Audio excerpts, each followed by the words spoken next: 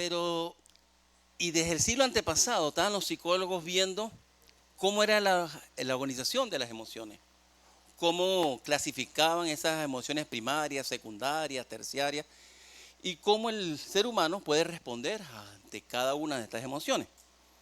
Pero no, si no fue hasta finales del siglo pasado, en el año 1995, cuando Daniel Goleman, este psicólogo, definió lo que se llama inteligencia emocional. Dice lo siguiente: la inteligencia emocional es la habilidad de reconocer, regular y comprender las emociones, tanto en uno mismo como en los demás. Entonces es necesario en cada uno de nosotros el poder administrar todas esas emociones. ¿Qué son las emociones? Son las reacciones al momento de los estímulos que estamos recibiendo en cada momento. Y los sentimientos es lo que se genera a través del tiempo. ¿Cómo estamos nosotros? Dígame, hay personas que reaccionamos más rápido en la ira, otros en el llanto, otros en la tristeza, pero es necesario un equilibrio, porque aquel que no está en equilibrio en cuanto a la ira puede terminar en un trastorno de furia. Ya se le cambia la química cerebral.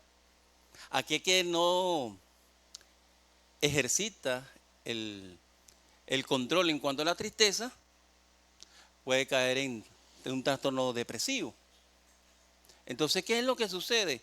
Cuando ya cambia la química cerebral en nuestro organismo, ya es muy difícil, ya solamente un milagro que el Señor haga para poder salir de esos atolladeros emocionales. Este psicólogo, Daniel Goleman, nombró 5 factores que se vinculan con la inteligencia emocional. El primero, autoconciencia emocional. Se refiere a la capacidad de algunas personas de reconocer cuáles son sus emociones y las emociones de las personas que le rodean. Segundo factor, autorregulación emocional. Es la capacidad para controlar esas emociones. El poder regular que si una emoción va a tener una consecuencia negativa, el poder controlarse. No es reprimir la emoción, sino el poder controlar qué se va a hacer, qué acción se hace cuando sucede con esa emoción. Tercero, la empatía, que es la capacidad que nos permite comprender el estado emocional de otras personas y ver cómo podemos ayudarlas. Cuarto, la motivación. Es el estado fundamental para una correcta actuación de la persona, para mantenernos activos y poder desarrollarnos. Y el quinto factor, la sociabilidad, que es la capacidad de interactuar con otras personas. En definitiva, estos factores que nos van a ayudar al poder conocernos nosotros mismos, el poder conocer a los demás y mejorar nuestras relaciones interpersonales. Pero, valga el pero, una cosa es la teoría y otra es la práctica. ¿Cómo estamos nosotros manejando nuestras emociones? Por ejemplo, levanten la mano, ¿quiénes responden más fácil a la ira? ¿Quién responde más fácil a la tristeza? Al llanto. ¿Ve? Ahora, cuando decimos, es que tal situación o tal persona me hizo molestar, o tal canción o tal situación me hizo poner triste, ¿cuánto hemos dicho eso? Resulta que no es que las cosas nos hacen molestar o nos hacen ponernos tristes, es lo que hay en nuestro corazón. Dice la palabra que de la abundancia del corazón habla la boca, porque el hombre bueno de su buen corazón saca lo bueno. El hombre malo de su mal corazón saca lo malo. Por eso es que de la abundancia del corazón habla la boca. Imagínense por un momento, piensen por un momento, ¿de qué hablaron ustedes durante todo el día de ayer? ¿Qué fue lo que ustedes hablaron durante todo el día? Alabanza, que avanza. Eso es lo que hay en su corazón. Entonces uno dice, ay, ¿qué me hizo molestar tal cosa? Proverbios 4:23 nos dice, con toda diligencia vigila tu corazón, porque de él mana la vida. Estoy leyendo la traducción textual. Ahora porque dice, el corazón, ¿qué es lo que hay en nuestro corazón? Hay molestia, hay ira, hay tristeza, hay desacuerdo. Mateo 15, del 18 al 19 dice lo siguiente, pero las cosas que salen de la boca provienen del corazón y esas contaminan al hombre, porque del corazón provienen malos pensamientos, homicidio, adulterio, inmoralidad sexual, robo, falsos testimonios, difamaciones. Entonces, el problema es no lo que está a nuestro alrededor, el problema es lo que hay en nuestro corazón. Y por eso es que debemos cuidarlo. Pero cuando vemos esta teoría que nos insta en la inteligencia emocional por Daniel Goleman, y vemos conforme la palabra, cuando hablamos de autoconciencia emocional, es el conocimiento que produce en nosotros el discernimiento. En la autorregulación emocional, dominio propio, piedad. En la empatía, compasión, afecto fraternal, paciencia. En la motivación, fe. El amor, porque el amor del Señor nos constriñe, el amor del Señor nos motiva, el amor del Señor nos impela a hacer las cosas como debe ser. Entonces hay que ser diligente. En la sociabilidad, paz, servicio a los demás. Entonces, ¿cómo podemos resumir todo esto en un solo pasaje? Si vamos a la segunda carta del apóstol Pedro, el apóstol Pedro nos marca la pauta en la gestión emocional. En su segunda carta, capítulo 1, del 3 al 4, nos dice lo siguiente.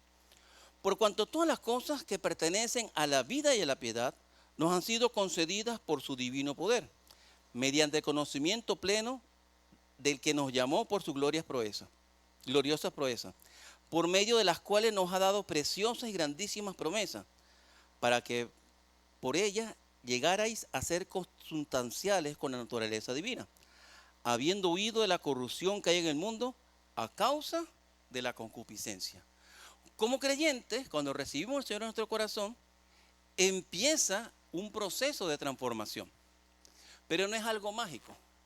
El Señor viene a morar en nuestra vida y en nosotros debemos hacer los ajustes necesarios para poder evidenciar que ya no somos nosotros, sino Cristo que mora en nosotros.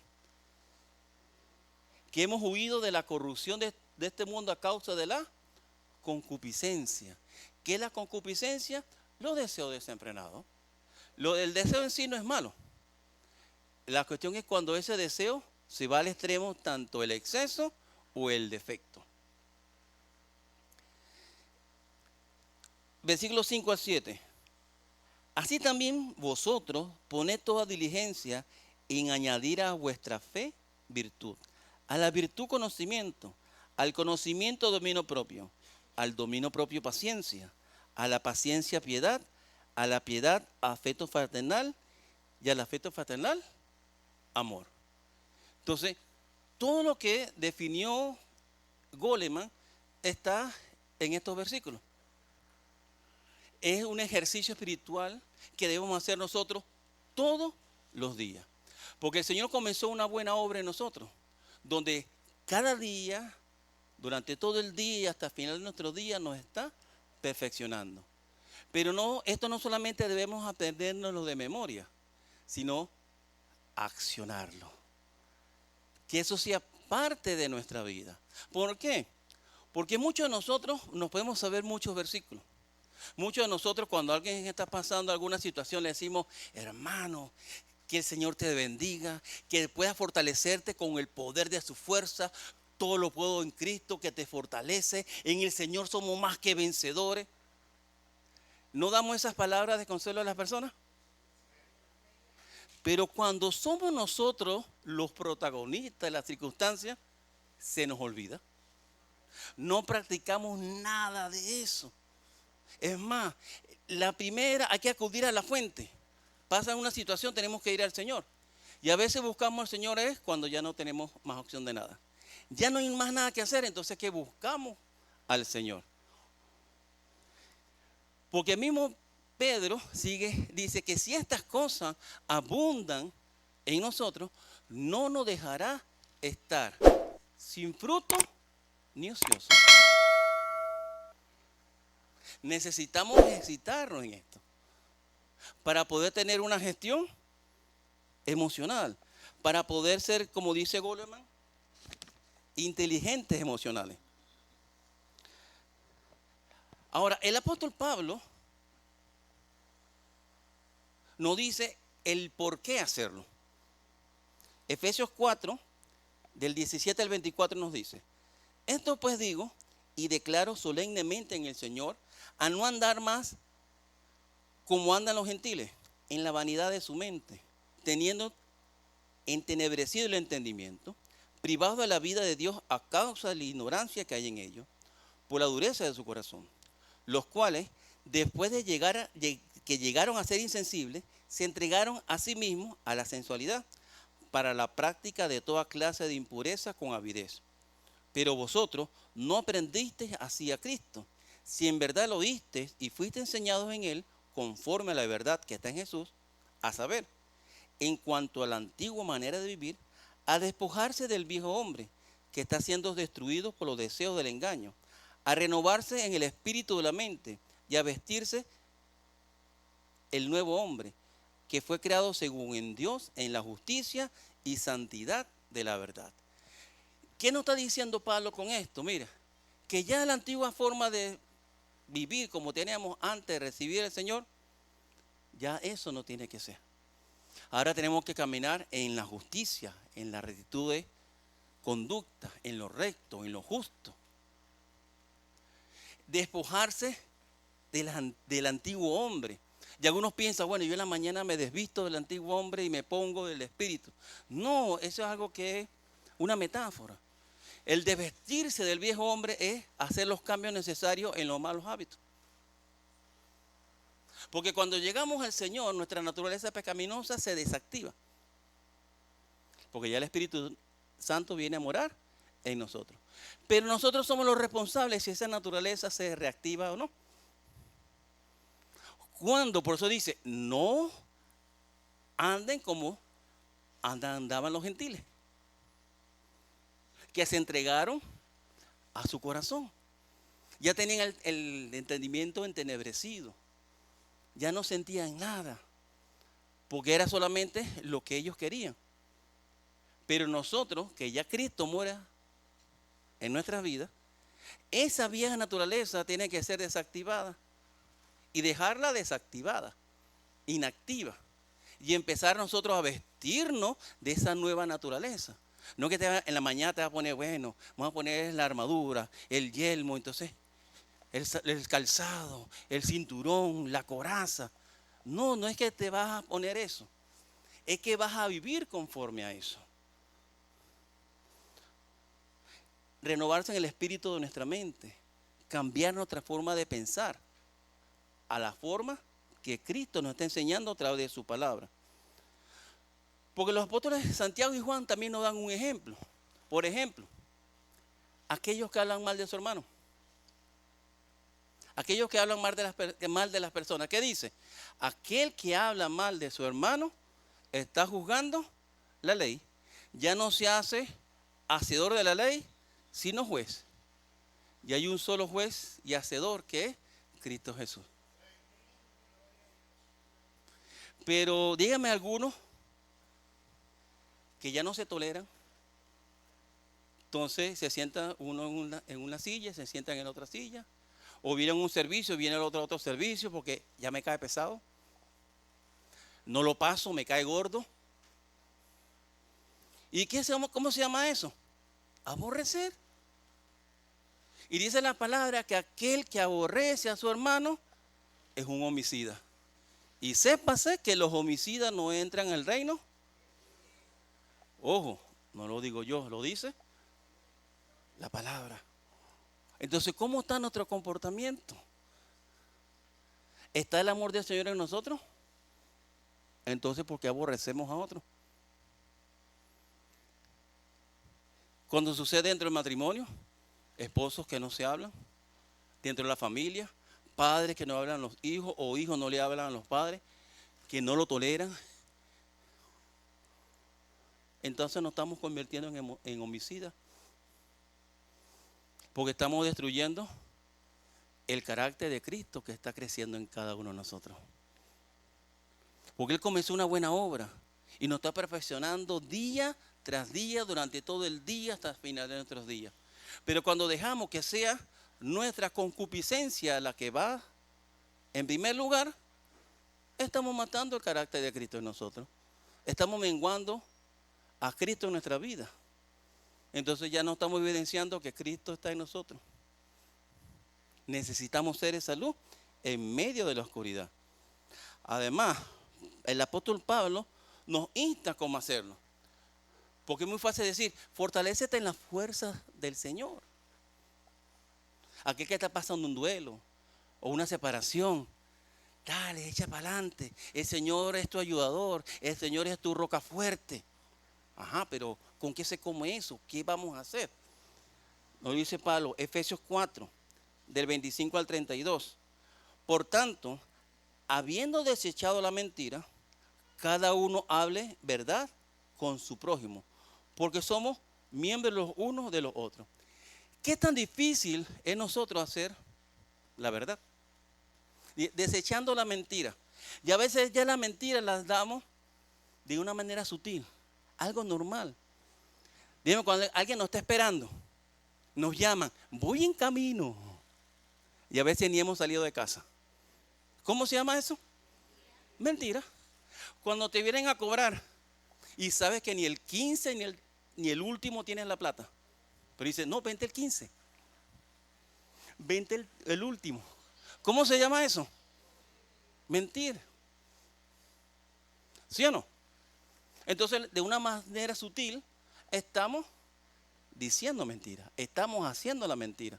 Dice acá, hable verdad con su prójimo. Hay que ser sincero.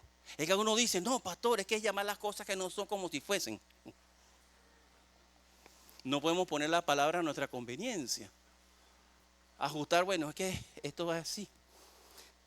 Dice, airaos, pero no pequéis. No caiga el sol sobre vuestro enojo, ni deis lugar al diablo. Hablamos de las emociones. ¿Es normal airarse, enojarse? Lo que es normal es que nosotros accionemos en medio del enojo. Tú te puedes molestar. Ay, Dios mío. Pero no puedes reaccionar en medio del enojo. Padre, que somos punitivos y corregimos a nuestros hijos. Pero si corregimos a nuestros hijos en medio de la rabia, estamos pecando. Porque dice, airaos, pero no pequéis. El que hurtaba no hurte más, sino trabaje, haciendo con las propias manos lo bueno, para que tenga que compartir con el que tiene necesidad. Ninguna palabra dañina salga de vuestra boca, sino la que sea buena para la necesaria edificación, que dé gracia a los oyentes. ¡Wow! ¿Qué estamos diciendo y cómo lo estamos diciendo? Porque ¿sabían ustedes que pueden ofender sin ni siquiera decir una grosería o una mala palabra? Porque si le queremos decir la verdad a alguien, pero esa verdad se usa para hacer daño, ya el sentido de verdad se perdió.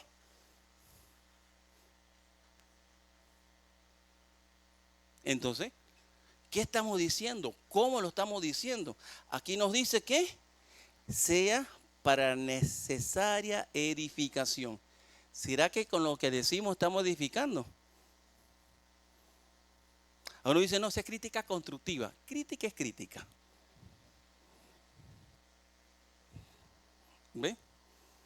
Es como dice, no, es una mentirita blanca. Mentira es mentira. ¿Ve? Dice, y no entristezcáis al Espíritu Santo de Dios, con el cual fuiste sellados hasta el día de redención. Sea quitada de vosotros toda amargura y enojo, ira, grito y maledicencia y toda malicia. Sean benevolentes los unos con los otros, compasivos, perdonando los unos a los otros como también Dios os perdonó en Cristo. Ajá. ¿Será que estamos siendo misericordiosos? ¿Será que estamos perdonando a los demás? Algunos dicen, no, yo perdono pero no olvido. No estás perdonando. Porque el perdón no es olvidar. El perdón es que ya, cuando tú emites el perdón, perdonas a alguien, ya cuando tú te acuerdas de lo que te hicieron, ya no hace mella en ti. Porque si hace mella en ti que ya no es cicatriz, es una herida que está viva, está en carne viva. Necesitamos que sea el Señor que sane nuestras heridas. Entonces, quitarnos la amargura, el enojo, la ira, grito, maledicencia. ¿Qué trabajo? ¿Qué complejo es para nosotros el ejercer y vivir conforme a la palabra? Porque ¿qué es la amargura? Significa disgusto y resentimiento que difícilmente se reconcilian. Es el espíritu resentido que rechaza la conciliación. Si hay amargura en nuestra vida, ¿cómo podemos amar a otros? Y hay que quitarlo. El enojo habla de un arrebato de momento. Es el enfado intempestivo. Pero ya. Fue de momento. Fue cuando tú le prendes candela a la paja. Se consumió y se apagó. Pero la ira es la furia vital y destructiva. Claro, en nosotros hay una determinación genética, hay una configuración temperamental. Los coléricos y los sanguíneos tienden a reaccionar a la ira. El sanguíneo es enojo. Se enoja, pero al rato se le olvida. El colérico permanece. Entonces hay rencor, hay amargura. En cuanto a la tristeza, los melancólicos son esa montaña rusa emocional. Pero los flemáticos son los que perseveran en ese estado. Entonces necesitamos un equilibrio. Y eso lo obtenemos en el Señor. Porque necesitamos el conocernos. ¿Qué emociones hay en nosotros? ¿Y cómo las vamos a controlar? No es que vamos a reprimir nuestras emociones, no. Es que si nuestra reacción va a hacer daño a otra persona o a nosotros mismos, épale. Tenemos que pensar. Tenemos que no ser reactivos, sino proactivos. El grito no es el alzar la voz, son los insultos y argumentos clamorosos. Podemos gritarle a una persona sin alzar la voz. Cuando le estamos metiendo ya el dedo en la llaga. Eso es gritar. Cuando estamos diciendo algo hiriente. Maledicencia se refiere a la difamación del carácter. Es equivalente a matar el carácter. Entonces, cuando no hay esa situación en nosotros y no estamos creciendo en el conocimiento del Señor y no estamos aplicando ese conocimiento, en vez de crecer, estamos haciendo que Cristo mengue en nuestra vida. Porque estamos dejando que nuestra naturaleza pecaminosa se reactive y accione perennemente. No estamos dejando que sea el Espíritu Santo el que nos guíe a toda verdad. Y dígame aquellos que caen en depresión, estrés, ansiedad. Desde la pandemia hacia acá, la cantidad de personas que están en depresión, estresados, con crisis de ansiedad. Porque ¿qué es la depresión? Es una distorsión cognitiva. A partir de esa persona se ve a sí misma, ve lo que rodea de manera negativa. Porque una cosa es estar triste, es estar abatido. Pero otra cosa es estar deprimido. Ya el estar deprimido es una distorsión anímica. Ya cuando la química cerebral cambia, y ya cuando esa química cerebral cambia, solamente un milagro del Señor para salir de ese estado depresivo. El estrés es la preocupación constante a posibles amenazas. Dice la palabra que cada día tiene su propio afán, su propia preocupación. Y a veces andamos como pollos estresados. La preocupación viene. ¿Y qué sucede cuando esa preocupación persevera? La ansiedad. Por el mañana. Entonces está la gente con esas crisis de pánico, crisis de ansiedad, hiperventilando. Entonces tienen que agarrar una bolsa para poder calmarse. Y es una realidad. Entonces, pero necesitamos gestionar nuestras emociones. ¿Cómo? En el Señor. Necesitamos regularnos, conocernos a nosotros mismos. Es saber, mira, estoy reaccionando así de esta manera. ¿Será que como estoy reaccionando, agrado al Señor? No está agradando, hay que hacer los ajustes. Porque no está diciendo que no te molestes, airaos, pero no pequéis. Es natural enojarse, es natural estar de desacuerdo con algo. Pero lo que no podemos es reaccionar con ese enojo. Es difícil. El que cae en depresión no es de la noche a la mañana. El que está estresado no es de la noche a la mañana. Es el constante. Necesitamos tener el control. Necesitamos tener la certeza de que Dios está al control. Den un fuerte aplauso al Señor.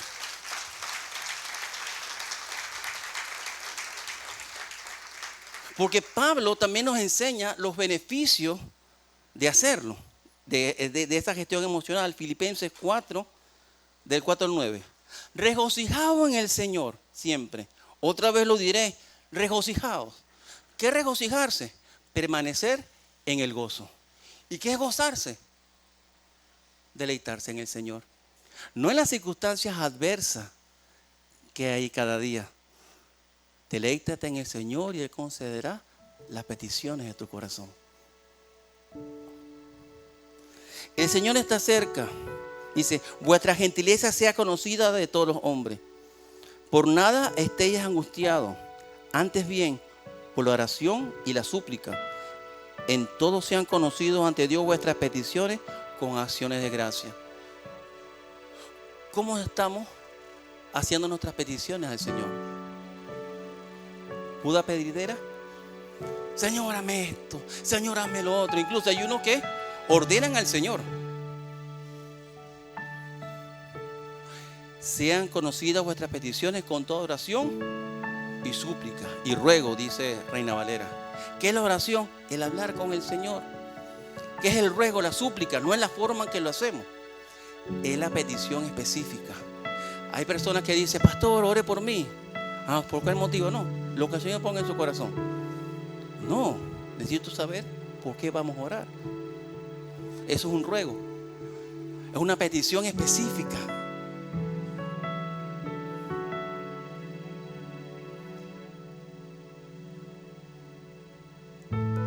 Y la paz de Dios, que sobrepuja todo entendimiento, guardará vuestros corazones y vuestros pensamientos en Cristo Jesús. Por lo demás, hermanos, todo lo que es verdadero, todo lo honorable, todo lo justo, todo lo puro, todo lo amable, todo lo que es de buena reputación, si hay alguna virtud y si hay algo digno de alabanza, considerad de estas cosas. Lo que aprendiste y recibiste y oíste y viste en mí, esto haced, y el Dios de paz estará con vosotros.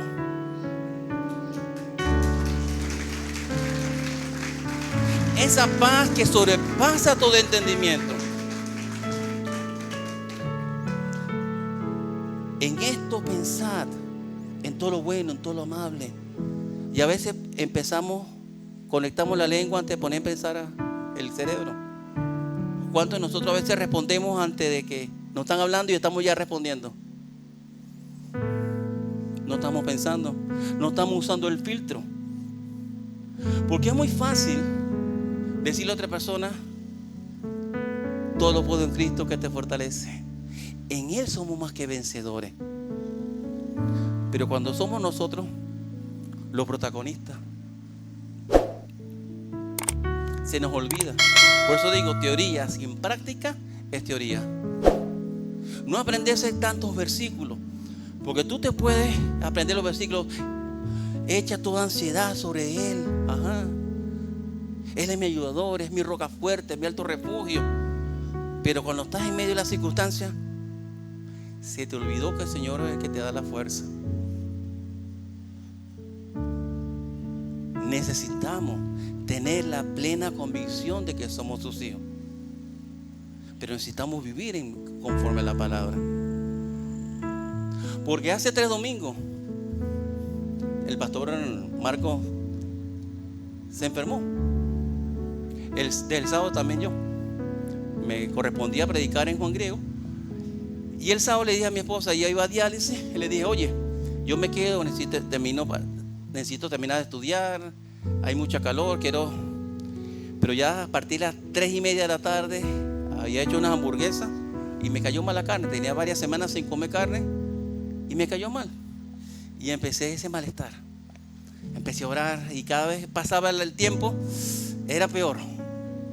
No, me hice 2 litros de jugo, tenía ganas de vomitar, pero probé todos los dedos. Nada. No podía estar sentado, no podía estar arrodillado, no podía estar acostado.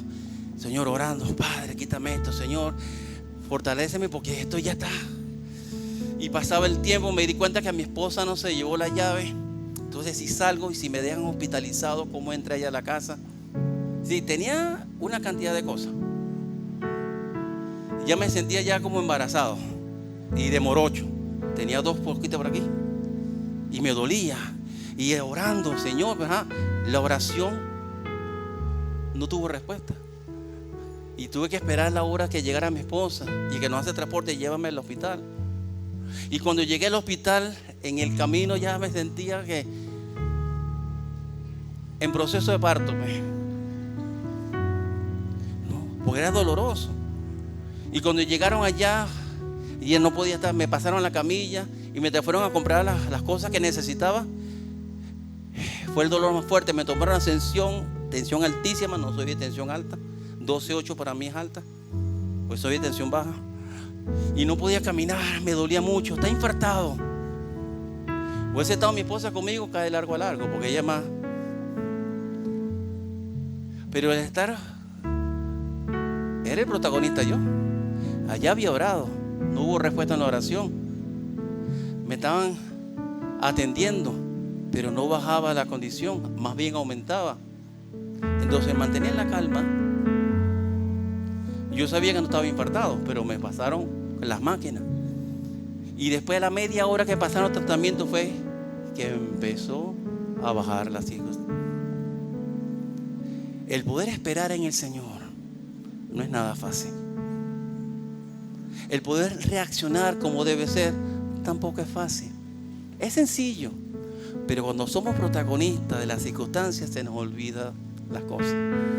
Es necesario que lo que aprendimos en el Señor lo pongamos por obra. No solamente decir, wow, qué palabra tan poderosa, qué hermoso lo que hizo o hace el Señor. Pongamos por obra todo y cada uno de sus principios, para que cuando seamos nosotros los protagonistas podamos decir, prueba superada porque el Señor me ayudó. Él es mi sustentador. Puede decir, Él es mi ayuda, Él es mi consuelo. Así que ponga sobre sus pies, hermano.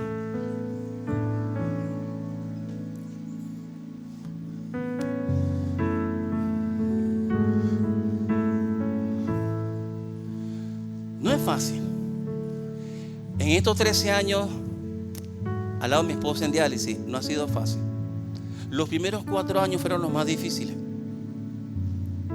pero fue un proceso de entrenamiento. Cuando mi suegra y mi cuñado vinieron por primera vez a pasar un tiempo más largo con nosotros, pasaron 3 meses. A la primera que mi esposa tuvo un malestar, mi suegra y mi cuñado pensaron, se murió. porque ya no era la primera vez que ellos veían cómo se ponía ella.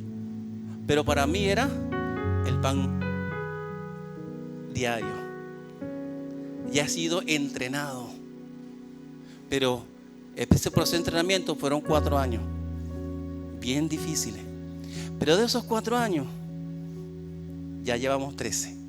Decido, el Señor es nuestro ayudador. Es el que me capacita día a día para poder enfrentar las circunstancias, el poder deleitarme en su presencia, el poder fortalecerme en medio de cada una de las circunstancias. Así que ponga la mano en su corazón y otra al cielo, porque yo no sé cómo fue su semana, yo no sé cómo en este día usted se siente, si se siente muy cargado, si se siente atribulado, si siente que ya no da un paso más, si se siente deprimido, abatido, cansado, desesperado, angustiado. Yo no sé qué proceso está usted, pero el Señor sí lo sabe. Vuelque toda su ansiedad sobre Él. Descargue esa carga que hay sobre sus hombros en las manos del Señor. Dígale: Señor, no puedo solo. Necesito de ti. Necesito fortalecerme con el poder de tu fuerza. Necesito crecer en el conocimiento de tu palabra. Y que yo ponga por obra cada uno de los principios que tú me enseñas. No solamente domingo a domingo, sino cada día. Cuando te busco. Cuando busco de tu presencia. En cada devocional. En cada vez que oro. Lléname aún más, que pueda yo reaccionar conforme a tu palabra y no ser uno más del montón, sino un cristiano que marque la diferencia de que somos hijos del Rey de Reyes y Señor de Señores, que somos ciudadanos celestiales,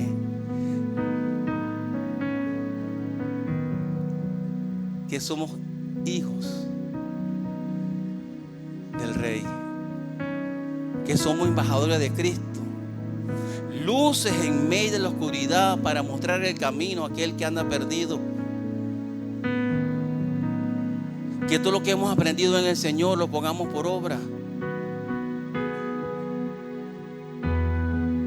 para ser fortalecidos en Él cada día y poder decir: prueba superada, porque tú me ayudaste, porque tú me sustentaste, tú me llevas en el hoyo de tu mano, me dices: sé fuerte, que yo te acompañaré hasta el final de tus días.